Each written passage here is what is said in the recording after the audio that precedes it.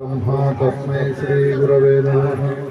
क्षराक्षरोपाधिरहितसिद्धान्तं पूर्णबोधोपदेशिक श्री अमलानंद वेंकटस्वामी रेड्डार्य सद्गुरुभ्यो नमो नमः। अस्मद्गुरुसमारम्भं कृष्णसान्धीपमध्यमम् ओङ्कारपीठपर्यन्तं वन्दे गुरुपरम्परं द्वयात्मरहितसिद्धान्तं परमपुरुषप्रबोधक श्री विवेकानंद सुभयार्य सद्गुरुभ्यो नमो नमः। ఈ రోజు మనము పెద్దాపురం గ్రామంలో ఉన్నటువంటి శ్రీ నిర్మలానంద పిల్లలమరి భీమయార్యుల ఆశ్రమంలో గురు పూజ కార్యక్రమాన్ని జరుపుకుంటున్నాము. ఈ కార్యక్రమంలో భాగంగా ఉదయం నుంచి అనేక కార్యక్రమాలు నిర్వహించుకొని ఇప్పుడు వేదాంత మహాసభను ఏర్పాటు చేసుకున్నాము. ఇంతకు పూర్వము పెద్దలు సాంప్రదాయ గురువులైనటువంటి శ్రీ శ్రీధర శివరామ దీక్షితులు మొదలుకొని నిర్మలానంద పిల్లలమరి భీమయార్యుల వరకు ఉన్నటువంటి గురువులందరినీ పూజించుకున్న పీఠం పైన ఇప్పుడు వేదాంత సభలో సర్వాధ్యక్షులుగా శ్రీ భూమానంద నల్ల ఉపేంద్రారులు ఆశీనులై ఉన్నారు. వారి దివ్యమైన పాదపద్మములకు నా ద్వాదశ శాస్త్రాంగ దండ ప్రణామములు చెప్పుకుంటూ ఇంకా వేదిక పైన ఎంతో మంది గురువులు వారి వారి గురువులను సేవించి సర్వవ్యాపకమైన పరిపూర్ణాన్ని దర్శించి అందులో లేఖలే తోచినటువంటి ఎరుకను సమూలంగా విచారించి ఎరుక లేనిదని అశరీరులై అనహంకారులై అనిమిషులై గురువాజ్ఞ ప్రకారం జీవిస్తూ తమను ఆశ్రయించిన వారికి ఫలాపేక్ష రహితంగా నిస్వార్థం ఇది ఒక గురుతర బాధ్యతగా భావించి పరిపూర్ణ బోధన వ్యాప్తి చేస్తున్నటువంటి గురువులందరికీ వారి వారి పాదపద్మములకు నా శిరసా ద్వాదశ శాస్త్రంగా దండ ప్రణామములు చెప్పుకుంటూ ఇంకా గురువే దేవదేవుడు విశ్వేశ్వరుడు సర్వమంగళ స్వరూపుడు సృష్టిలో సృష్టి స్థితి లయాల కారణమైన మహనీయుడని గురుభక్తి చేస్తున్నటువంటి గురుభక్తాదులందరికీ కూడా సద్గురు కరుణా కటాక్షులు ఎప్పుడు ఉండాలని కోరుకుంటూ వారు ఇహపరాల్లో అద్భుతమైన సుఖశాంతులు అనుభవిస్తూ జీవించేకి చక్కటి మార్గాన్ని సద్గురు వారికి ప్రసాదించాలని మనసావాచ గురువును ప్రార్థిస్తూ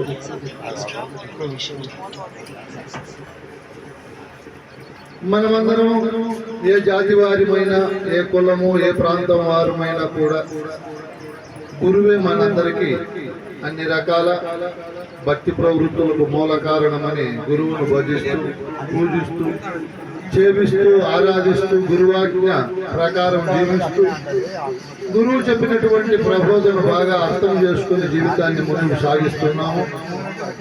ఇది సృష్టిలో ఒక అద్భుతమైన సంఘటన. ఎందుకంటే సనాతన సాంప్రదాయ చరిత్రను మనం పరిశోధన చేస్తే రాజులు చక్రవర్తులు మహా ఋషులు అందరూ కూడా గురువును చేరి గురుభక్తి చేసి గురువు ద్వారా సాంప్రదాయ ప్రబోధన తెలుసుకొని తరించారు. ఆ కోవలో మనమందరము ప్రవేశించి మనం కూడా గురువును భక్తి చేస్తూ సనాతన సాంప్రదాయ గురువు ఋషి ప్రోక్తమైనటువంటి పరిపూర్ణ బోధన మనం విచారిస్తూ ఆనందిస్తూ ముందుకు పోతున్నాము. ఇది మనందరికీ లభించినందుకు అనేక రకాలుగా గురువు కృతజ్ఞత పూర్వక నమస్కారాలు చెల్లింపుతూ గురువు లేకపోతే ఎంతటి వారైనా నిజ దైవాన్ని దర్శించలేరు, తమ స్వరూపాన్ని తెలుసుకోలేరు. గురువు ఉంటేనే సర్వవ్యాపకమైన దైవాన్ని దర్శిస్తూ అందులో తన యొక్క స్వరూప స్వభావ స్వస్థానాలు ఎలా ఉన్నాయి, తాను ఎలా లేకనే ఏర్పడ్డానో తిరిగి ఎలా గురువాక్యంతో లేకపోతానో తెలుసుకొని ధరించే చక్కటి అవకాశం ఉంటుంది. కాబట్టి మనమందరము కూడా గురువును చేరి ఈ ప్రబోధన వింటున్నాము. నేను ఒక కథ ద్వారా వాళ్ళు గురు ధర్మాల గురించి చెప్పమన్నారు. ఆ విషయంలోకి ప్రవేశించి చెప్తున్నాము. మామూలుగా ఒక అతను దొంగతనమే కులవృత్తిగా భావించి దొంగతనాలు చేసుకొని జీవించేవాడు. ఒకరోజు ఎక్కడ దొంగతనాలు జరగక ఆ రోజు ఒక మంచి పౌర్ణమి రోజు ఈ విధంగా ఆశ్రమం దగ్గరికి వచ్చాడు. గురువుకి వీళ్ళంతా పూజ చేయడము దక్షిణలు ఇవ్వడము ఇవన్నీ గమనించాడు. ఇక్కడ ఏం జరుగుతూ ఉంది అని అడిగాడు. ఆ దొంగతనం చేశాడు. గురువు దగ్గర మేము గురువును పూజించి గురువు ద్వారా అనేక విషయాలు తెలుసుకుంటూ జీవితం చరితార్థకం చేసుకుంటున్నాము అని చెప్పారు. మీరంతా ఇక్కడ శాశ్వతంగా ఉంటారా అంటే మేము సాయంత్రం అయితే ఉండము, ఎక్కడోళ్ళం అక్కడ వెళ్ళిపోతాము, గురువు పత్ని ఇద్దరే ఉంటారు అని చెప్తారు వీళ్ళందరూ.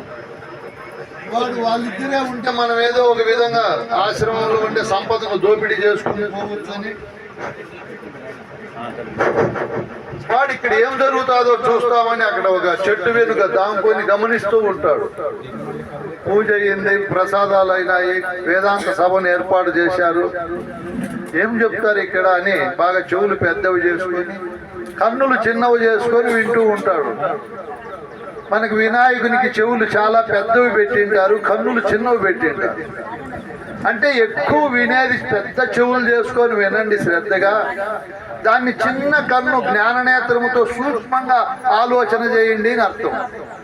మనము కూడా ఇట్లా గురువులు చెప్పే బోధన చాలా సూక్ష్మంగా ఆలోచన చేయాలి, చెవులు చాలా పెద్దవి చేసుకొని వినాలి. ఆ దొంగ వేరే ఆలోచన కానీ వేరే విషయాలపైన చింత కానీ లేకుండా వింటున్నాడు. ఇంకా వేదాంత సభను ప్రారంభిస్తానే అధ్యక్షుడు మైకి తీసుకొని గురు బ్రహ్మ గురు విష్ణు గురుదేవో మహేశ్వర గురు సాక్షాత్ పరబ్రహ్మ తస్మై శ్రీ గురవే నమః అని ఫస్ట్ శ్లోకం చెప్పి దానికి అర్థం చెప్పాడు. గురువు అంటే అజ్ఞానం అనే చీకటిని పోగొట్టే జ్ఞాన స్వరూపుడు. గురువు కంటే పెద్ద వస్తువు లేదు, అన్ని చిన్న వస్తువులే లఘు వస్తువులు, గురువే పెద్ద వస్తువు. అంత పెద్ద గురువు అయిన మహనీయుడు సృష్టిని బ్రహ్మస్వరూపంగా సృష్టిస్తున్నాడు. ఆయనే మళ్ళీ విష్ణు రూపంగా పోషిస్తున్నాడు. ఆయనే మళ్ళీ లయకారుడే ఈ సృష్టిని లయం చేస్తున్నాడు. ఈ సృష్టికి సాక్షాత్ పరమాత్మ స్వరూపంగా ఆయనే ఉన్నాడు. ఈ సృష్టికి ఒకే సూర్యుడు ఒకే చంద్రుడు ఎలా ఉన్నారు, అలా గురువు కూడా ఒకే రూపములో ఒకే శక్తితో ఈ సృష్టిని నడిపిస్తూ సాక్షాత్ పరమాత్మ స్వరూపంగా ఉన్నాడు. గురువునే మనం భక్తి చేయాలి, పూజ చేయాలి, గురువునే స్మరించాలి. గురువును బ్రహ్మముగా భావిస్తే వాళ్ళ సాధర్మచారిని సరస్వతి అక్కడే ఉంటుంది. మన గురువులు శివరామ దీక్షితులు, భావత కృష్ణ ప్రభువులు, పరశురామ నరసింహస్వామి గారు, పిల్లలు మరి భీమయారీలు, వీళ్ళేం పెద్ద చదువులు చదివిందా, ఎక్కువ భాషలు కూడా రావు. వీళ్ళు గురువును బ్రహ్మముగా భావించడం వల్ల వాళ్ళ దగ్గర సరస్వతి ఆగిపోయింది, అక్కడ ప్రయాణించకుండా. శివరామ దీక్షితులు, కృష్ణ ప్రభువులు రచించే గ్రంథాలు డబల్ డిగ్రీలు పిహెచ్డి చేసిన వాళ్ళు కూడా అర్థం చేసుకోలేదు. ఎందుకు వాళ్ళ దగ్గర అంత విజ్ఞానము, అంత అద్భుతమైన విద్యా సంపద ఉంది? కారణము ఏమ్మా? కారణము నువ్వు శ్రద్ధగా చెప్పాల మళ్ళీ. ఏం కారణం అంటే గురువును బ్రహ్మముగా భావించినాడు. బ్రహ్మదేవుని భార్య ఎవరు? సరస్వతమ్మ. వాళ్ళు ఎట్టి పరిస్థితుల్లో విడాకులు తీసుకోరు, ఎప్పుడు కలిసిమెలిసే ఉంటారు. మనం గురువును బ్రహ్మస్వరూపంగా భావిస్తే సరస్వతి అక్కడే ఆగిపోతారు. అదే సమయంలో గురువును విష్ణువుగా భావించాలి. మనం విష్ణువుగా భావించినప్పుడు విష్ణు సహధర్మచారిని ఎవరు? వాళ్ళు ఎప్పుడు పోట్లాడుకోరు, సంపద కూడా అక్కడ ఆగిపోతారు. గురువును బ్రహ్మముగా విష్ణువుగా ఎవరైతే భావిస్తారో త్రికరణ శుద్ధిగా, అక్కడ సరస్వతం ఉంటుంది, అక్కడ లక్ష్మీదేవి ఉంటుంది. అట్లే గురువును శివునిగా భావించినప్పుడు అక్కడ పార్వతమ్మ కూడా ఉంటారు. పార్వతమ్మ ఉండే చోట ఎట్టి పరిస్థితుల్లో అనారోగ్యం ఉండదు, ఏ విధమైన గుండు దుఃఖము కష్టము నష్టము ఏమీ ఉండవు. ఆమె సౌభాగ్యానికి చిహ్నము పార్వతి. గురువును మనం పరమేశ్వరునిగా భావించాలి. సాక్షాత్తు గురువు ఈ సృష్టికంతా పరమాత్మ స్వరూపుడిగా ఎవరైతే భావిస్తారో వాళ్ళు సృష్టిలో పొందని కీర్తి కానీ, పొందని సుఖము కానీ, పొందని జ్ఞానము కానీ ఏమీ ఉండవు.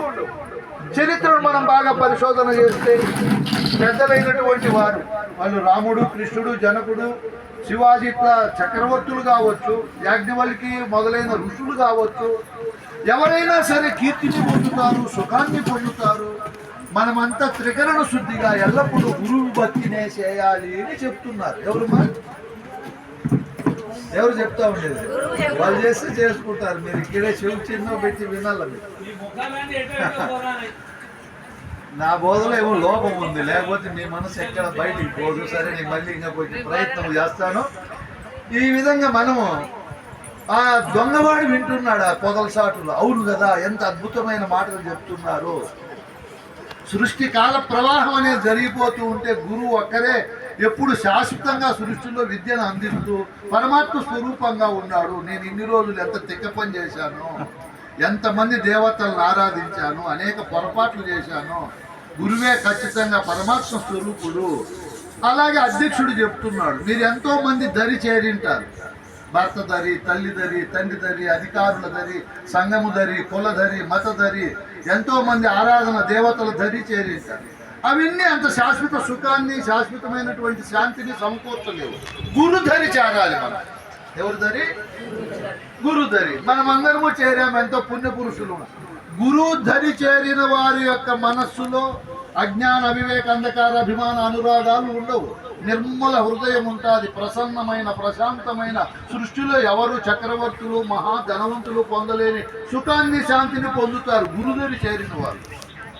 వాడు ఇన్ని రోజులు నేను దొంగతనం అనే ధరిలో ఉంటేనే ఎంత పొరపాటు చేశాను, గురుధరి చారకపోయినానే, వయసు అంతా అయిపోసుకున్నానే, ఏం అద్భుతమైన మాటలు చెప్తున్నారు అని వానిలో ఈ బోధ వినే కొద్దీ ముందున్నటువంటి అజ్ఞానం పటాపంచలవుతా ఉంది. ఎక్కువ సార్లు మనం కూడా చెప్పించుకోకూడదు. మనిషికి అన్నంగా ఒక మాట, పశువుకి అన్నంగా ఒక దెబ్బ అన్నారు.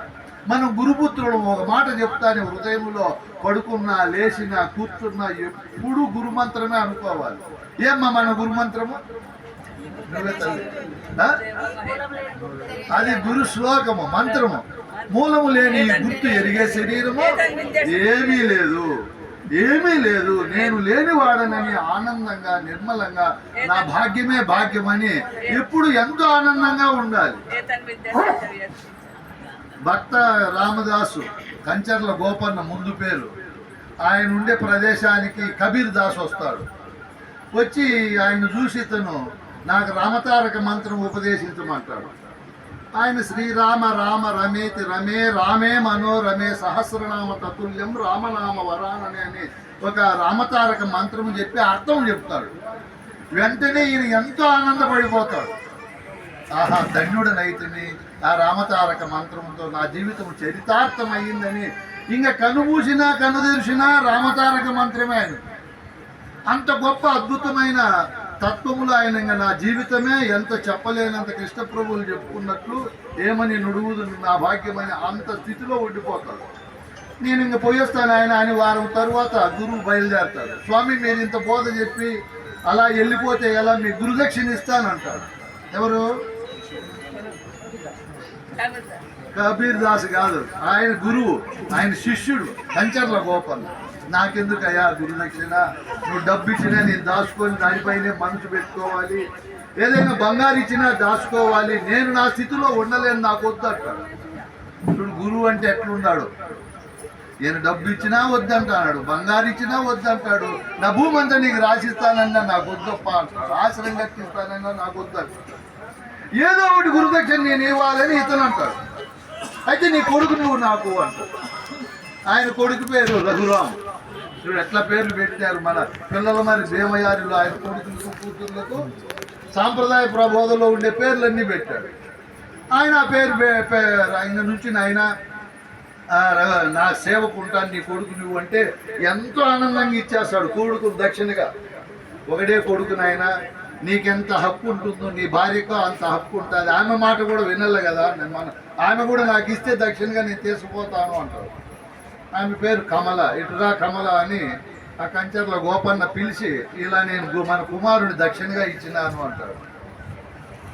ఆమె ఎంతో ఆనందపడి అంతకంటే ఏముంది స్వామి, ఆయనకు దక్షిణగా ఇవ్వడం, గురు సన్నిధానంలో మన కుమారుడు ఉండడము చరితార్థం అవుతుంది. గురు ధరిలో ఉండడం. ఎవరు ధరిలో? ఇప్పుడు మన పిల్లలను పుడతానే కాన్వెంట్ ధరిలేకి పంపిస్తాం మనం, లేదా ఇంకొక ధరిలేకి, సెల్లు ధరిలేకో పంపిస్తాం. పంపకూడదు, గురు ధరిలేకి తీసుకొని రావాలి. గురు పూజలు కూడా సెలవు రోజుల్లో పెట్టాలి మనం. ఆదివారము, శనివారం వస్తే మన పిల్లలు కాన్వెంట్లో నష్టం లేకుండా ఇక్కడికి వస్తారు పూజలు.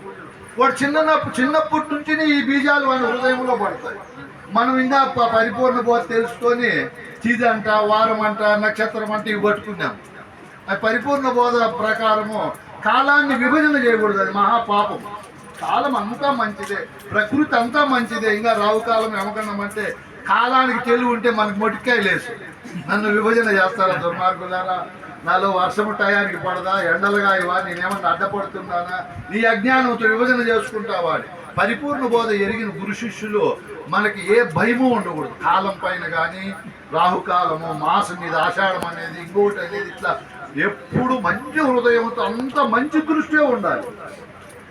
ఈ కమలాన్ని పిలిచాడు. 2 మాటలు ఉన్నాయి స్వామి మన మధ్య. చూడు, భార్య అంటే అట్లా ఉండాలి. నీ మాటకు మళ్ళీ నాది ఎదురు ఉంటుందా? 2 భార్యాభర్తలకు ఒకరు ఇవ్వడము, ఒకరు మళ్ళీ ఆమోదించడము లేదనడం ఉంటుందా? నీ దారిలో నేను నడుస్తాను. గురుదరిలో మన పిల్లవాడు ఉన్ననీలే అంటే గురువు అంటాడు అప్పుడు కబీర్గా. అమ్మా, నీకు బాధ కాదా? నీ నోముల పంట, నీ ఆశాదీపము, నీ ఏకైక కుమారుడు, నీవు ఎంతో అల్లారు ముద్దుగా పెంచి నాకు మాట చెప్పి ఇచ్చేసినావు. రేపు తరువాత రోజుల్లో బాధ వస్తుందేమో, నీకు బాధపడతావేమో అంటే అప్పుడు ఆమె నవ్వి చెప్తాది ఒక శేషపద్యం. మునినాథ రాముండు ననుకన్న నా తండ్రి, కంజాక్షి జానకి నా కన్న తల్లి, పూర్ణ సుజ్ఞానమే పుత్రుడగుడు, భవవిరక్తి అయి భర్త అయి భాషిన, శాంత గుణోపేత సాధులు మిత్రులు, హరినామ కీర్తన పరులు ఆప్తపరులు, ఇట్టి జీవ సంరక్షకులున్న చోటు నేనుండి పలుమారు సుతుడును వెతలు చెంద పరమ పదవెట్లు చేకూరునో ఓ యతీంద్ర అంటారు. చూడు ఎంత గొప్ప భావమో అమ్మకు. నా భర్త ఎవరు? మునినాథ రాముండు ననుకన్న నా తండ్రి. నా తండ్రి ఎవరు? ఇప్పుడు మన దేహంలోనే రాముడు ఉంటాడు. ఇత రమించి భ్రమించి ఎవరు సంకల్ప వికల్పాలకు ఏ వస్తువు అయితే ప్రధానంగా ఉంటుందో అదే రామ అని. సీతమ్మ అంటే ఈ దేహమే ప్రకృతి. బయట కథ రామాయణంలో వాల్మీకి దూరంగా రాశాడు మాటలు. గురు సన్నిధానంలో మనం ఆధ్యాత్మిక రామాయణాన్ని బాగా విచారించినప్పుడు రాముడు అంటే నేనే, సీత అంటే నా దేహమే సీత. ఆ కమలాకి అది చిన్నప్పటి నుంచి వాళ్ళ తల్లిదండ్రుల మధ్య ఆధ్యాత్మిక రామాయణం, ఆధ్యాత్మిక భారతము వినడం వల్ల అటు అద్భుతమైన ఆలోచన, అద్భుతమైన స్థితి కలిగింది. కంజాక్షి జానకి నా కన్న తల్లి, నా తల్లి తండ్రి. మీరు కంద పద్యాలు లేవినప్పుడు కృష్ణ ప్రభువులు కూడా చెప్తాడు. ఈ మేన్ అనే దేహానికి నేననే అతనే తండ్రి, ఈ మేనే తల్లి. ఈ తల్లి తండ్రి 2 కలిసినప్పుడు జ్ఞానం అనే సుపుత్రుడు పుడతాడు. అది ఎరిగిండే తల్లి కాబట్టి ఆమె పూర్ణ సుజ్ఞానమే నాకు పుత్రుడు, నీకు ఇచ్చినానే ఆయన జడమైన కుమారుడు. ఎవరు నాకు పుత్రుడు? ఎవరమ్మా? పూర్ణ సుజ్ఞానం. ఇప్పుడు మనకు 10 మంది కుమారులు ఉన్న రక్షించలేరు, మనకు కాపాడలేరు, మనకేం సేవ చేసి తృప్తిపరచలేరు. ఇప్పుడు మనకి ఏ పుత్రుడు పుట్టాలి? గురువు దగ్గరికి వచ్చాము. గురు బోధ అనే పుత్రుడు పుట్టి బాగా పెరిగి మహావిశ్వంగా విశాల వృక్షంగా మారాలి. ఇప్పుడు మనం ఎంతో గురువు దగ్గర చేరాము, ఎన్నో రోజులైంది. మీకు మైక్ ఇచ్చి చెప్పమంటే ఒక 20-30 సబ్జెక్టులు చెప్పేయాలి. కందార్థాలు, కందపద్యాలు, భద్రాది రామశతకము మైక్ తీసుకుంటే లోపల నుంచి ఆ ధార అద్భుతంగా బయటికి వస్తానే ఉండాలి. ఎందుకు మనకు రాలేదు? ఈ పుత్రుడిని పెంచుకోవాలి. గురువు దగ్గర ఏమో చేరినాము, ఏ పుత్రుడిని పెంచుకోవాలా? సుజ్ఞానం అనే పుత్రుడిని డెవలప్ చేసుకోవాలి. ఆ పుత్రుడు ఎవరికైతే బాగా ప్రకాశించి అద్భుతంగా వికసిస్తాడో వానికి ఏ నరకము, ఏ బాధ ఉండదు. వానికి నిర్మల హృదయం కలుగుతుంది. ఆ బయట కర్మపుత్రులు కొట్టినా తిట్టినా, ఒకవేళ భోజనం పెట్టినా పెట్టకపోయినా ఇతను చెల్లించడు, అంత స్థితి కలుగుతుంది. ఆ విధంగా నాకు నాయన భవ విరక్తియే భర్త అయి భాషను. ఎవరు నాకు భర్త? భవము అంటే పుట్టుక. భవం అంటే ఏమర్థము? చనిపోయిన తరువాత కాదు పుట్టుక. భాగవత కృష్ణ ప్రభువులు కూడా కందార్థాల్లో చెప్తాడు. నేను చెప్పే బోధ ఎవరైతే వింటారో వారికి జనన మరణములనే భ్రాంతి తొలగిపోతుంది అంటాడు ఆయన. మామూలుగా మనమేమనుకుంటాము, ఈ పరిపూర్ణ బోధ వింటే చనిపోయిన తర్వాత మళ్ళీ పుట్టము అని అనుకుంటాం. తప్పు అది. ఇక్కడేమన్నాడు ఆయన? ఈ బోధ వింటే నీకు మరణము జననము అనడు, జననము మరణం అంటాడు. ఈ పరిపూర్ణ బోధ ఎవరైతే వింటారో వాళ్లకు భావజన్మ ఉండనే ఉండదు. వృద్ధుల్ని నిద్ర లేస్తానే మామూలుగా ఎన్నో భావజన్మలు వస్తాయి. రాత్రి పడుకునే వరకు మనకు కుక్క జన్మ వస్తుంది, పిల్లి జన్మ వస్తుంది, పాము జన్మ వస్తుంది, నక్క జన్మ వస్తుంది, దొంగ జన్మ వస్తుంది, కంసుడు, కీచకుడు, దుర్యోధనుడు ఇట్లా జన్మలు వస్తాయి. ఎన్నెన్నో వచ్చి రాత్రి 9:30-10 అయ్యాలకు మనం ఇంకా జన్మలు ఎత్తలేక నిద్రపోతాం. ఈ పరిపూర్ణ బోధ గురువు ద్వారా ఎవరైతే విని అర్థం చేసుకుంటారో వారికి భావజన్మలే ఉండవు. వాడు నిద్రపోయినా ఒకే అవస్థ, మేలుకున్నా ఒకే స్థితిలో ఉంటాడు. ఇప్పుడు తూష్ణీ భావ దృష్టిలో ఉంటాడు. పరిపూర్ణ బోధ ఎరిగిన మహనీయుడు సద్యోజాత ముక్తిని పొందుతాడు. ఏ ముక్తిని? సాలోక్య సామీప్య సారూప్య సాయుధ్య సాష్టిత్వ విదేహ కైవల్య జీవన్ముక్తులని ఈ 7 ముక్తులు ప్రసాదిస్తాయి మిగతా బోధలు. పరిపూర్ణ బోధ ఇది సద్యోజాత ముక్తిని కలిగిస్తుంది మనకు. సద్యోజాత ముక్తి అంటే ఎప్పుడు నీరు తాగితే అప్పుడు దప్పి తీరిపోతుంది, ఎప్పుడు అన్నం తింటే అప్పుడే ఆకలి పోతుంది, ఎప్పుడు మందు తింటే అప్పుడే రోగం పోతుంది, ఎప్పుడు డబ్బు వస్తే అప్పుడే దరిద్రం పోతుంది. అంటే ఈ బోధ ఎప్పుడు అర్థమైతే అప్పుడే మన దేహంలో ఉండే అజ్ఞానం, అవివేకం, అంధకారము, అభిమాన అనురాగాలనే అజ్ఞాన కారణమైనటువంటి ఆ జడమైనటువంటి అవిద్యా స్వరూపము దూరం అయిపోతాయి. ఈ బోధ అంత ఘనమైన ఫలితాన్ని ఇస్తుంది. ఎప్పుడు వింటే అప్పుడే ఫలితం ఇస్తుంది, అంత గొప్పది. దీన్ని పెంచి పెద్ద చేసుకొని ఎవరైతే వృద్ధిలో పెట్టుకుంటారో ఈ సుజ్ఞానం అనే పుత్రుడు భవరోగాన్ని పోగొడతాడు, తిరిగి పుట్టకుండా ఇప్పుడే చేస్తాడు. పరిపూర్ణ బోధ అర్థమైన వాళ్ళకి ఇంకా భ్రాంతే పుట్టదమ్మా. ఏ దానిపైన భావం పుట్టనే పుట్టదు, అంత సర్వజ్ఞత్వాన్ని స్థితిని ఇది కలిగిస్తాడు. ఆ మాటలు విని కబీరు గురువు గారు ఆది పాదాల పైన పడతాడు. తల్లి, నాకు తెలియని అద్భుతమైన బోధ చెప్పావు, ఇదిగో ఈ పిల్లవాడిని నీకు మళ్ళీ గురుదక్షిణగా ఇస్తానని ఇచ్చేస్తాడు. చూడు ఎంత గొప్ప ధర్మాలు ఉన్నాయన్న. మళ్ళీ ఏ 3వ తరగతి కూడా చదివింది. గురు చదువు అంత పవర్ అయింది. మనకు న్యూన్యతా భావన ఉండకూడదు, నాకు చదువు లేదు, నీ స్త్రీని కదా, కులంలో తక్కువ కదా, ఇట్లా ఉండకూడదు. గురుపుత్రులు గురువు అనే మహనీయునికి ఏ కులము, గుణము, జాతి, భాషాభేదాలు ఉండవు. కాబట్టి ఆయన సంవిధానంలో మనం అద్భుతంగా తీర్చిదిద్దగలుగుతాము. అందుకే ఉత్సాహము ఈ గురుపుత్రుల్లో ఎప్పుడు స్థైర్యము, న్యూన్యతా భావన లేని స్థితి ఇవన్నీ ఉండాలి. ఈ విధంగా గురువు చెప్తూ ఉంటే అధ్యక్షుడు వింటున్నాడు. ఎవరు వింటాండి? ఏదన్నా బాబురావా స్వామి? ఎవరు వింటున్నారు? కథలోకి పోవాలి మళ్ళా మీరు. ఆ చెట్టు పొదలో ఉండే దొంగవాడు వింటున్నాడు. దొంగవాడు అంటే ఎవరు? దొంగలించేవాడు అని అర్థం. దొంగతనం చేసి వేరే వస్తువులను తాను ఉచితంగా సులభంగా పొందేవాడు అని. ఇప్పుడు ఈ మా భారతదేశంలో, ప్రపంచంలో 800 కోట్ల మానవులు ఉండాలి.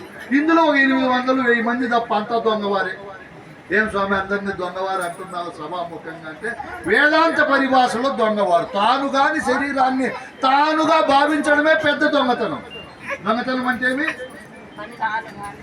ఈ శరీరమే నేను అనుకొని ఉన్నారు అందరూ సృష్టిలో.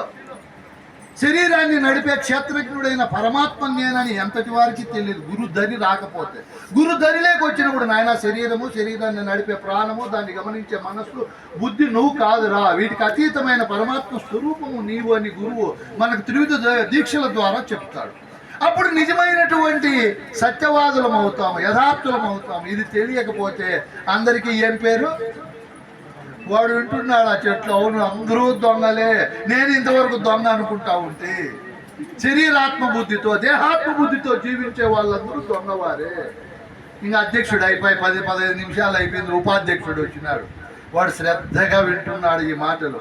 విని ఈ సృష్టిలో ఫలప్రదమైనది, ప్రయోజనకరమైనది గురుభక్తి నాయన.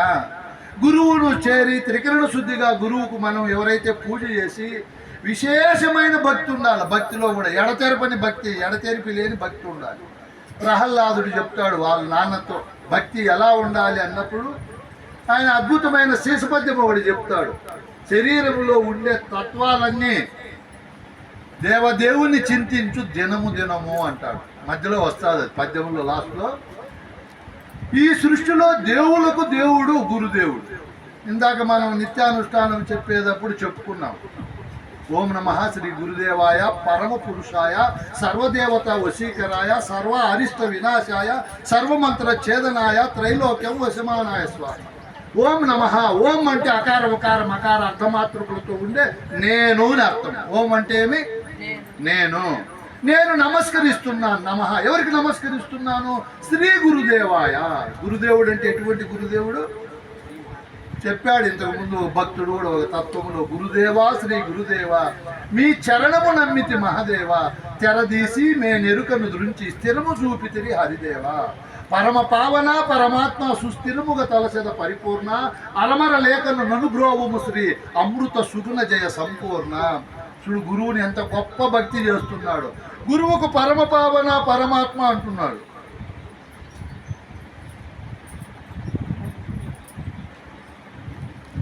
గురువును గురువు ఎవరు? రాముడు పతిత పావనుడు. రాముడు ఎటువంటి మహనీయుడు? పతిత అంటే చెడిపోయినటువంటి స్త్రీని పావన స్వరూపంగా మార్చే సత్తా రాముంటుంది. గురువుకి ఏం సత్తా ఉంది? పరానికి తీసుకొని పోయే సత్తా గురువుకు ఒకరికే ఉంది. నువ్వు ఇహములో ఉండినట్లే ఇహ సుఖాలన్నీ మైమరిపించి పరసుఖాన్ని కలిగించే గొప్ప అమృత తత్వం గురువుకు ఉంది. ఇటువంటి గురువు పరమపావనుడు. కాబట్టి ఆ శ్లోకంలో చెప్తున్నాడు, ఓం నమః శ్రీ గురుదేవాయ. గురువు పరమ పురుషుడు. ఏ పురుషుడు? క్షరపురుషుడు ఉన్నాడు, అక్షర పురుషుడు ఉన్నాడు, ఉత్తమ పురుషుడు ఉన్నాడు, పురుషోత్తముడు ఉన్నాడు, పుణ్యోదయ పురుషుడు ఉన్నాడు, పుణ్యపురుషుడు ఉన్నాడు. ఈ 5 పురుషులకు అవలు ఉండే మహనీయుడే గురువు, పరమ పురుషుడు గురువు. దానికంతా అర్థం చెప్తే సమయం అవుతుంది. ఇన్ని పురుషులకు అవలు ఉండే పురుషుడు గురువు. ఆయన సర్వదేవతలు ఆయన వశీకరణలో ఉన్నారు. ఇప్పుడు దేవతలందరూ బయట ఉండారా, మనలో ఉండారా?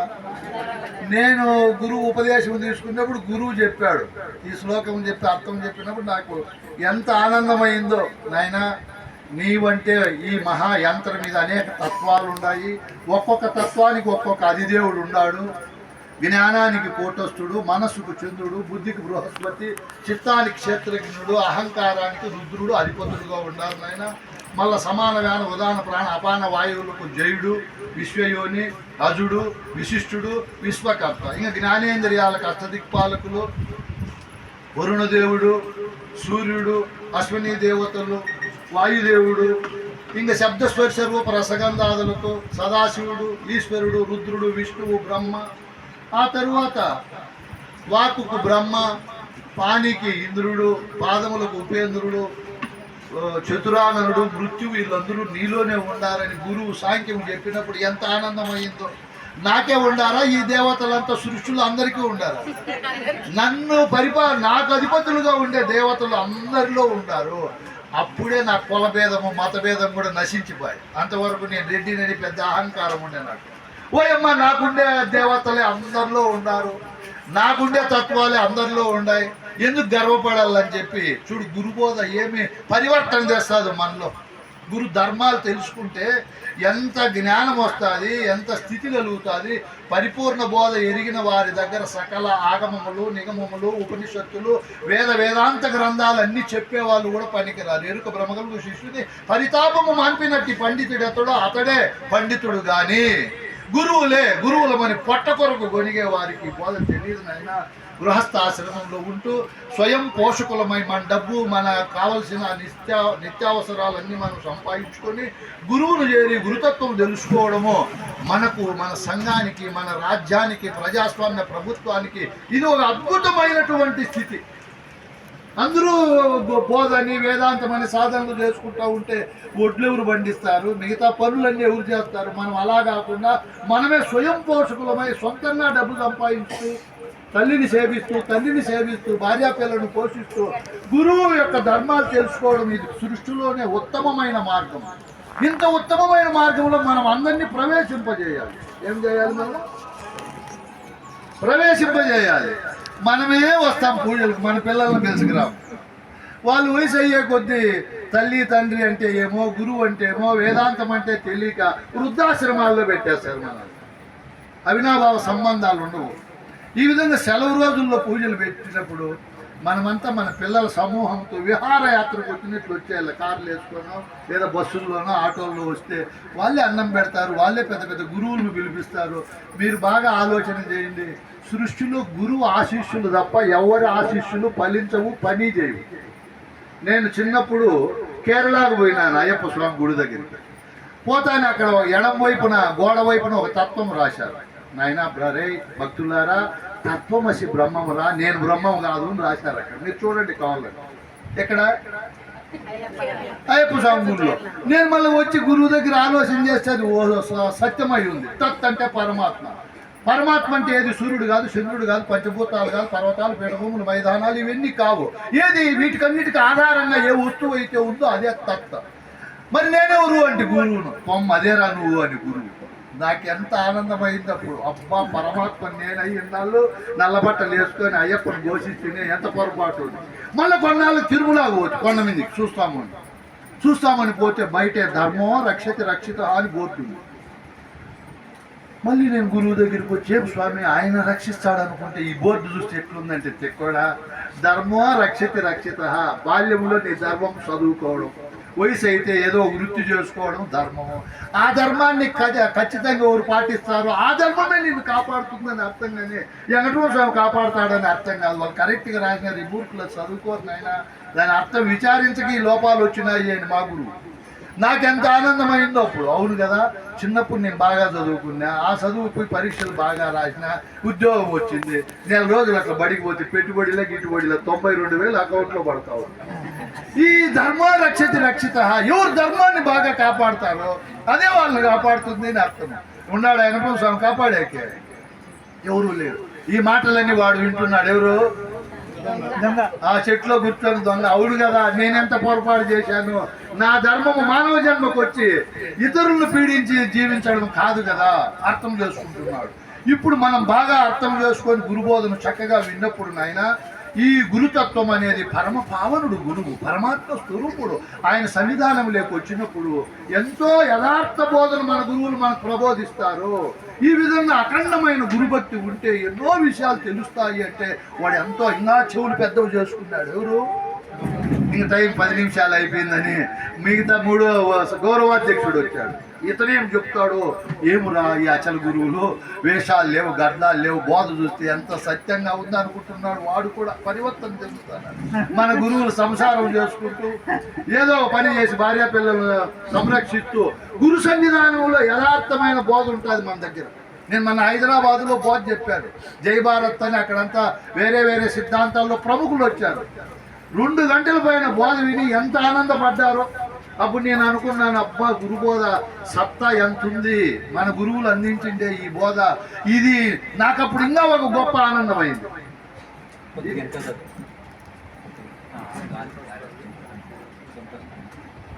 నేను బోధ చెప్పేటప్పుడు వాటన్నింటిపైన మనసు పెట్టను.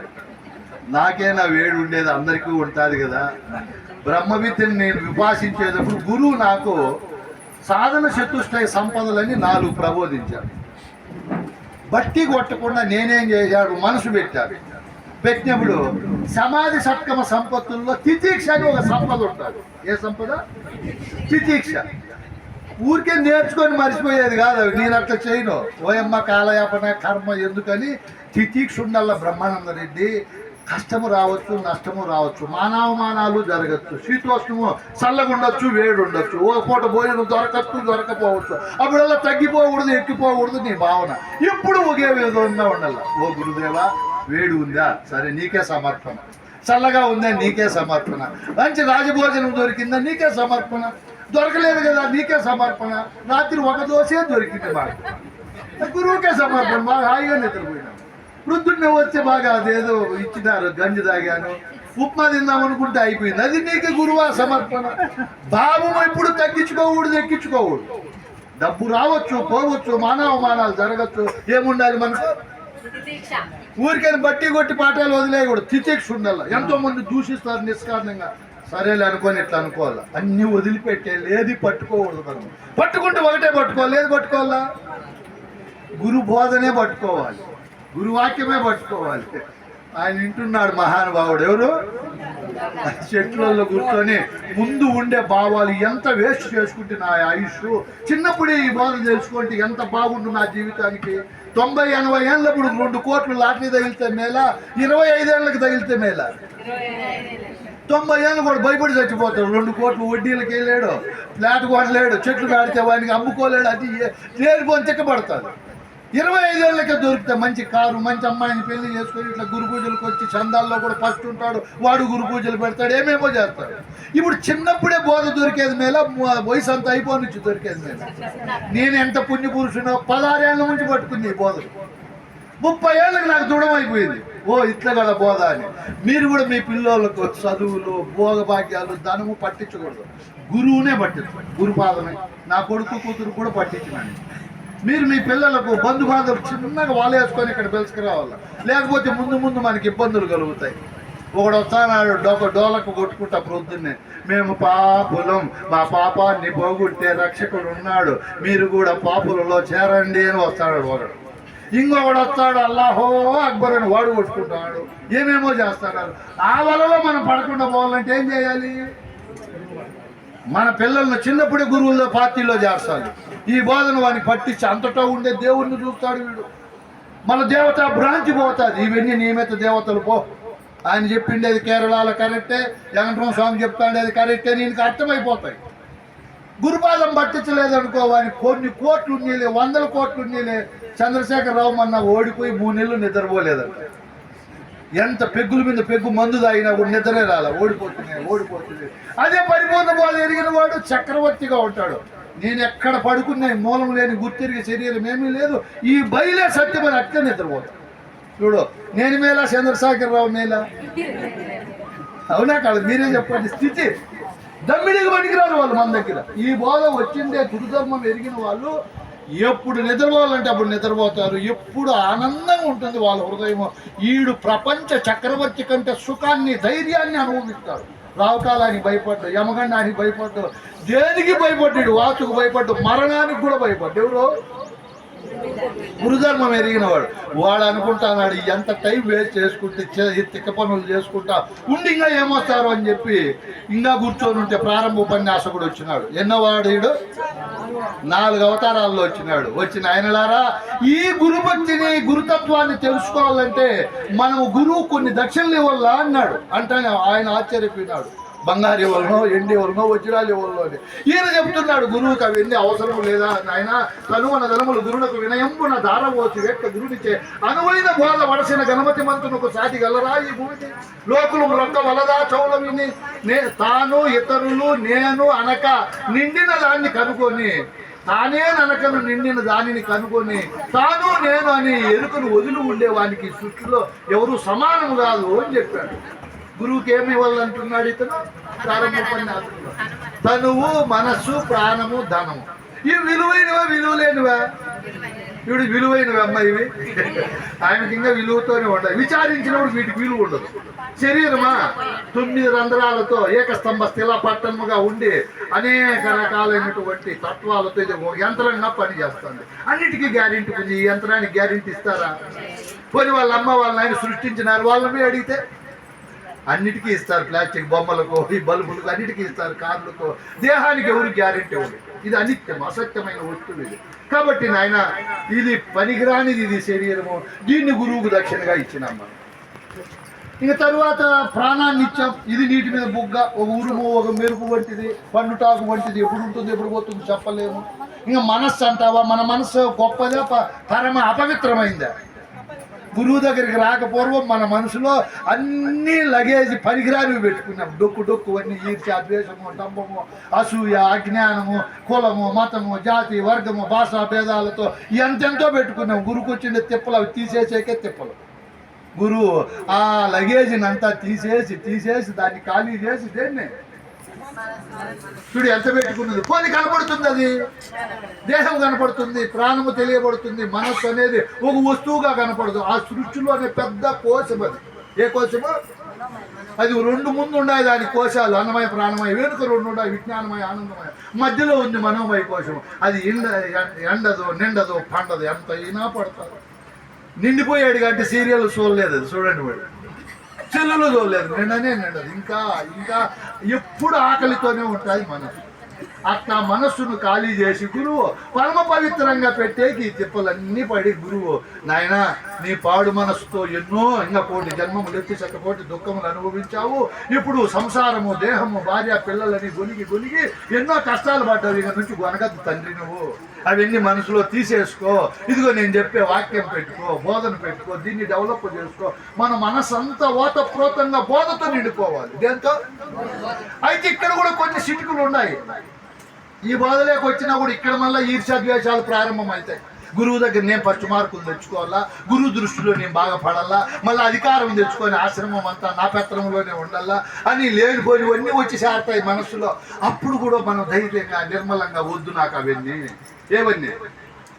కృష్ణ ప్రభువుల కందార్థం ఉంది. పెత్తనమున చేటే పెంపొందుచుండు. చిత్తములో తెలియ చిన్నతనం అంత గొప్పది అదే ఉండదు.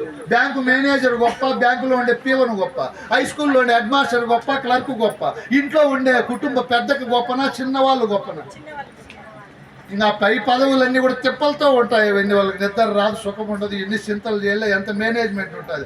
క్రింద ఉండే వాళ్ళు పిలిస్తే పలుకుతారు, చేయమంటే ఆ పని చేస్తే నిర్మలంగా ఉంటారు. ఓనర్కి మేలే కాదు, డ్రైవర్కి మేలా. ఓనర్ అది అన్నం తింటాడు, ఆరామాయనాలి, డ్రైవర్ కూడా ఆ ఏసీ కార్లోనే పోతాడు, నెల జీతం తీసుకొని హాయిగా ఉంటాడు. కార్ని మెయింటైన్ చేసేందుకు ఎంత తిప్పలు ఉంటాయి. ఇట్లా మనం కూడా ఇక్కడ వచ్చినా కూడా జాగ్రత్తగా ఉండాలి. ఈ బోధలోకి వచ్చిన తరువాత కొంచెం ప్రతిభ పెరిగినప్పుడు నేను పెత్తనం చేయాలా, సేవా సమాఖ్య ఆల్ ఇండియా అధ్యక్షుడిగా కావాలని నాకు కోరిక ఉంది. అప్పుడప్పుడు నేను కావాలా అంటుంది నా మనసు. అప్పుడు వెంటనే గురువాక్యం గుర్తు తెచ్చుకోవాలి. ఎందుకు నాయనా, పిల్లతనంతో ఉండు నాయన, పెత్తనాలు ఎందుకు నాయన, గురువాక్యాన్ని పరిపాలించుకో. మనసులో దేన్ని ఎవరితో శత్రుత్వం పెట్టుకోవద్దు, అందరినీ కలుపుకొని పో. మీరు ఒక్క మాట చెప్తే ఇది బాగా గ్రహించండి. అజ్ఞానముతో జ్ఞానము కలిసిపోవాలా, జ్ఞానముతో అజ్ఞానము కలిసిపోవాలమ్మా. ఆయమ్మ మంచి మాట చెప్పింది. అజ్ఞానముతో జ్ఞానము కలవాల, జ్ఞానముతో అజ్ఞానం కలవదు, డెడ్ ఆపోజిట్. అది ఈ సృష్టి అంతా అజ్ఞానంగా, అవివేకంగా, అంధకారంగా, అభిమానంగా ఉంటుంది. మనమే వాళ్ళతో కలిసిపోవాలి. నువ్వు పెద్ద బోధకుడు, గురువే, మీ భార్య దగ్గరికి పోతే ఆమెకు అభిమానం ఉంటుంది. నేను ఇంటి ఇల్లాలను నా మాట కాదనకుండా పూజలు పోతావా, పూజ పెడతావా, ఏమి నీకు ఎర్రి అని చెప్పి ఆమె పెత్తనం చేస్తుంది మన పైన. అప్పుడు మనం అనిగిపోవాలి. అలాగే కానీలేండి, మీరు చెప్పినట్లు నేను వింటానని ఆ అజ్ఞానంతో ఈ జ్ఞానం కలవాలి. కలవలేదనుకో, నేను ఇంత బోధకునే, నాకు అంత కిరీటం పెట్టినారు, నువ్వు నన్ను తీసేస్తావా అని చెప్తే వెంటనే లాయర్ నోటీస్ వస్తాడు. ఇప్పుడు అది మళ్ళీ ఫ్యాషన్ అయిపోయింది. ఎందుకు వచ్చిన గొడవ మనకు? ప్రతి చోట మనం అనిగిపోదాం, తప్పేముంది? ప్రతి చోట మీరే గొప్ప, మీరే గొప్ప అంటే పోయి అదేదో సినిమా చూశాను నీ బస్సులో వచ్చేది. నేను ఒక సినిమా చూశాను, F2 అనే సినిమాలో. ఒకడు పెళ్లి చేసుకుంటాడు ఒక ఆయమను. చేసుకున్న తర్వాత వాళ్ళ మామ అత్తను వాడు గమనిస్తాడు. వెంకటేష్ దాంట్లో పెద్దోడు. మా మామ అసమర్థుడు, మా అత్త ఎలా చెప్తే అలా వింటాడు, నేను చూడని ఇట్లా అంటాడు. చూస్తూలేనాయనా అంటాడు. వాడు 6 నెలలు కాకనే వాళ్ళ మా మాట వస్తుంది మంత్రం, అంతగాకలేదు, అంతగాకలేదు. ఈడేంది చెప్పేది ఉండదు. ఈడు కూడా రెండో వాడు వస్తాడు, ఇంకా వాడిని మర్దాలు పెళ్లి చేసుకుంటే వాడు హీరో. మా అన్న అసమర్థుడు, మా మామ అసమర్థుడు, నేను చూడు ఏం చేస్తానో అంటాడు. ఫస్ట్ వీళ్ళు తప్పులు పడతాడు.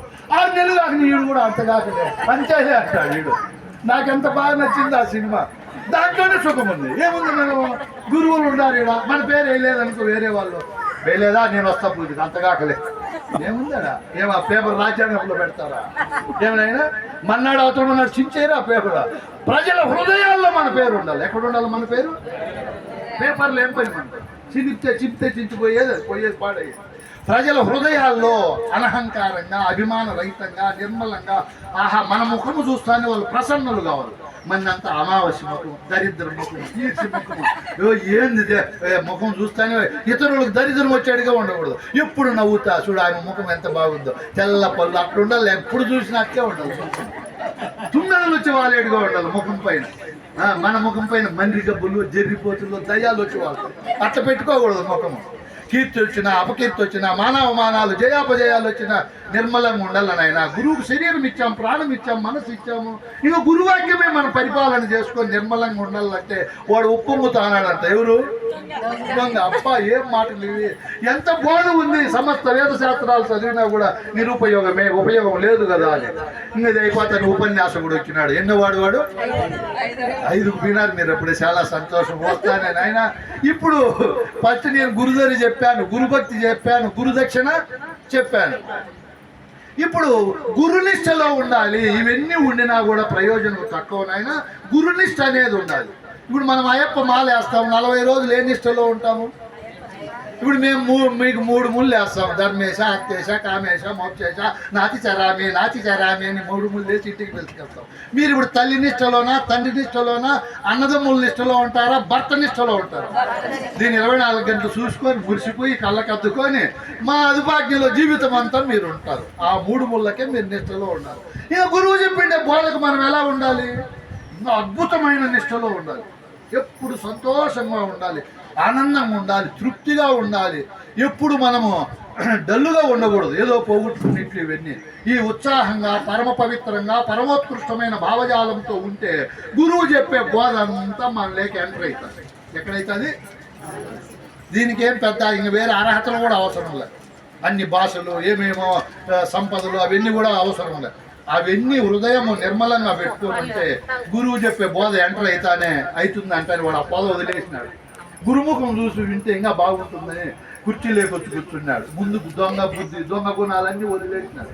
చూడు బోధ పవర్ ఎట్లుందో, గురుధర్మాల పవర్ ఎట్లుందో చూడండి. ఇంకా ఆరో అతను వచ్చి ఏం చెప్తాడు అంటానే ఇప్పుడు గురువు గుణాలు చెప్తున్నాడు, గురుధర్మాలు. ముందు శిష్య ధర్మాలు మనం పాటించాలి, గురుధరిలోనే ఉండాలి, గురుభక్తి చేయాలి, గురునిష్ఠ ఉండాలి, గురువుకు తనుమనధనములు దారపోసి గురువాక్య పరిపాలన దక్షత మనకు ఉన్నప్పుడు ఇప్పుడు గురువు అవతారం ఎత్తుతాడు మన కోసం. ఊరికేనే ఎత్తాడు. క్షేత్రం బాగుంటే ఇప్పుడు ఈడ పచ్చి పంట పెట్టారు, బ్రహ్మాండంగా పండుతుంది. ఒక్క గడ్డి కూడా లేకుండా చూడు ఎంత నీట్గా చేశాడు. మనం గురువు దగ్గరికి వచ్చి గడ్డి చెత్త అంతా మనసులో పెట్టుకోండి, గురువు పంట పండించలేడు. గురుబోధ అనే పంట ఎట్టి పరిస్థితుల్లో పండదు. గురుబోధ అనే పంట బాగా అద్భుతంగా పండాలి అంటే మన హృదయాంతరాల్లో మాలిన్యమైన మొక్కలను తీసేసుకోవాలి. అవి మాటి మాటికి మొలుస్తాయి. నేను అడిగాను ప్రొద్దున కూర్చొన్నాడు, స్వామి పత్తి పంట పెట్టారు, మీరు ఎన్నిసార్లు దానివల్ల గడ్డి దివల్లా అని అడిగాను. 4-5 సార్లు దివల్లా అని చెప్పాడు రాజిరెడ్డి స్వామి. ఎన్నిసార్లు? దానికి 4-5 సార్లు గడ్డి తీస్తేనే అది పంట పండేది. మనలో అయితే నిమిషానికి గడ్డి తీసేసుకోవాలి. అట్లా మొలుస్తుంది గడ్డి. నిత్యోద్బుద్ధ సహస్ర కమలే లుప్తాక్షరే మంటపే అన్నాడు. ఇక్కడ పంట పెట్టిన అవసరం లే. మనం ముందు పంటలు అన్నీ గుర్తుకు వస్తానే ఉంటాయి. ముందు ఉంటాయి చూడు జరిగిపోయినవి, అవన్నీ వస్తాయి. ఏ తిండి తింటే ఆ తేపు అన్నిటి ఆ తేపులే వస్తాయి. కాబట్టి ఇప్పుడు జాగ్రత్తగా ఉంటూ ఇళ్ళ నుంచి ప్రపంచ విషయాలు లేకపోకూడదు. మనం సాంఘిక రాజకీయ ఆర్థిక విషయాలు లేక వ్యక్తిగత కుల సంబంధమైన విషయాలు లేకపోకుండా ముఖ్యంగా మీకు ప్రార్థన చేసి నేను చెప్పడమేమనగా సెల్లు ప్రపంచం లేకపోవద్దండి. దయవుంచి సెల్లుకు ఎక్కువ పోతే దీంట్లో వైబ్రేషన్ నాడులో దెబ్బతినే అంత పవర్ ఉంది దీంట్లో. మన 72,000 నాళ్ళు 3 కోట్ల పైన ధాతువులు దెబ్బతింటాయి ఈ సెల్లుతో. ఇది పక్కన పెట్టేసి దేనికేకి పోవాలి మనము? దీక్షితీయం లేకపోండి, కందార్థాలు లేకపోండి, కంద పద్యాలు లేకపోండి. ఇప్పుడు మెమరీ కార్డులు కూడా తెచ్చినాం మేము. అతి తక్కువ రేటుకు ఒక కార్డు ఇస్తాం మీకు. అది సెల్లులో పెట్టుకొని ఆ మాటలు వినండి. 9 గంటలు బోధ వస్తుంది దాంట్లో. ఎన్ని గంటలు? ఆ పంట పండించే కొద్దీ ఆ మొక్కలు పెరగవు. నాసు మొక్కలు, పనికిరాని మొక్కలు. వీడు అద్భుతంగా వింటున్నాడు. అవును కదా, ఎన్నాళ్ళు నీ పాడు మొక్కలే పండించిన నా క్షేత్రంలో. ఏ క్షేత్రంలో? నేను కర్ణాటక పోయింది. ఇట్లా బోధ చెప్తా అంటే ఒక హరికథ పెట్టారు. హరిదాస్ చెప్తున్నాడు ఒక పాట. కర్ణాటక రాష్ట్రంలో పండేది రాగుల పంట. ఆ పంటను పండించలేక రైతులకు చేతులు మంట, ఇసరలేక ఈ ఆడవారికి చేతులు మంట. ఇప్పుడు చెప్తున్నాడు పిల్లలతో మింగలేక గొంతులు మంట అని. నవ్వి పెడతాను. బ్రహ్మస్వామి కూడా కొంచెంసేపు మైకి ఇవ్వండి. నాకు మైకి ఇచ్చింది. నేను ఒక పాట పాడితే ఈ దేహం అనే క్షేత్రంలో పండేది మలముల పంట. ఏం పంట? ఈ క్షేత్రంలో మనం అంత సట్రసోపేతమైన భోజనం తింటాం, మంచి క్వాలిటీ, బాగా ఫ్రెష్గా ఉండేది. మంత్ర స్నేహితం చేయడం వల్ల ఏమైపోతుంది? అది 4 గంటలకు 5 గంటలకు ఆ పేడ దమ్మిడికి పనికిరాదు. చూడండి, ఆవుల పేడ అన్నా అలుక్కుంటాం మనం. ఈ మనిషి పేడ ఏమిడికి పనికిరాదు. అంత గలీజ్. ఇంక పోనీ ఆ ఆవుల్లో, పశువుల్లో, పక్షుల్లో ఉండే నేననే అహంకారంలో పండే పంట తృప్తి పంట. వేటికి? పశువులకు, పక్షులకు, క్రిమికీటకాలకు నేననే తెలివిలో ఈ కులము, మతము, నేననే అహంకారము, ధనము, దాన్ని మీ పంటలు పండుతాయా? తృప్తిగా తింటాయి, నిర్మలంగా ఉంటాయి. వాటికి హాస్పిటల్ ఉన్నాయా? బీపీ, షుగర్ మాత్రలు ఏమి లే పాపం, నిర్మలంగా ఉన్నాయి. ఈ మనిషికి నేననే అహంకారములో పండే పంట ఈర్ష్యల పంట. ఏం పంట? దంబాల పంట. అమ్మా నేను యారు నువ్వు అంత గొప్ప, ఏమిట్లో గొప్ప? మేము కూడా గర్వపడకూడదు. ఏమిట్లో గొప్ప? మేము ఎవరో చెప్పిండే బోధలు విని మీకు వచ్చి అట్లా చెప్పుకుంటాను. అంతేగాని స్వతంత్రం ఉందా? మా తెలివి ఏమిటికి పనికి వస్తుంది? ఈ మాటలు చెప్పాలి కూడా. హరిదాసు కూడా గురుబిడ్డ అయిపోయి బలిబాబు స్వామి నీ బోధ ఇది. అవును, ఈ నేననే దాంట్లో ఇన్ని పంటలు పండుతాయి. ఆ పంటలు పండకుండా చేయాలి అంటే ఇప్పుడు గురువు అవతారం ఎత్తుతాడు మన కోసం. విద్యా స్వరూపుడైతాడు. ఏమవుతాడు? మంగళ స్వరూపుడైతాడు. అధిష్టాన స్వరూపుడై సాక్షాత్ పరమాత్మగా మారి ఇప్పుడు గురువు మన పైన దయ చూపుతాడు. ఏం దయ? గురుదయ. గురుదయకు ఎవరైతే పాత్రులు అవుతారో అప్పుడు గురువు గారు మనకు 3 దీక్షలు ఇస్తారు. ఎన్ని దీక్షలు? దృగ్దీక్ష, స్పర్శ దీక్ష, వాగ్దీక్షలు ఇస్తాడు. అవేమిటి అయ్యా కొత్త దీక్షలు అనుకుంటున్నాడు ఎవరు? దొంగ. దృగ్దీక్ష. ఇప్పుడు మీరే బాగా ఆలోచన చేయండి. నా కన్ను 1 ఇంచు కూడా, నాకంటే చిన్న కన్నులు పుట్టినాయి. మీకు కొంతమంది పెద్ద పెద్ద కన్నులు ఉన్నాయి. ఏ కన్నులైనా చూసేవాడు ఒకడు ఉంటాడు, ఫౌర్ అయినాడు. ఆ కన్నులో ఉండి చూసేవాడు గొప్ప, చూడబడే ప్రపంచం గొప్పది. మీరే చెప్పండి. వివేకానందుడు రామకృష్ణ పరమహంస దగ్గర పోయి నేను దేవుని చూడల్లా అన్నాడు. నాయన కూర్చోరా, ఏం దేవునితో అంత నీకు అర్జెంట్ అవసరము, చూస్తే చిన్నపిల్లవానిగా ఉన్నావు, నీకు అష్టాంగ యోగాలు అష్టసిద్ధులు నేర్పిస్తా పో అన్నాడు. దానివల్ల ఏం లాభము అన్నాడు ఈ పిల్లవాడు. ఏం రా లాభం అంటే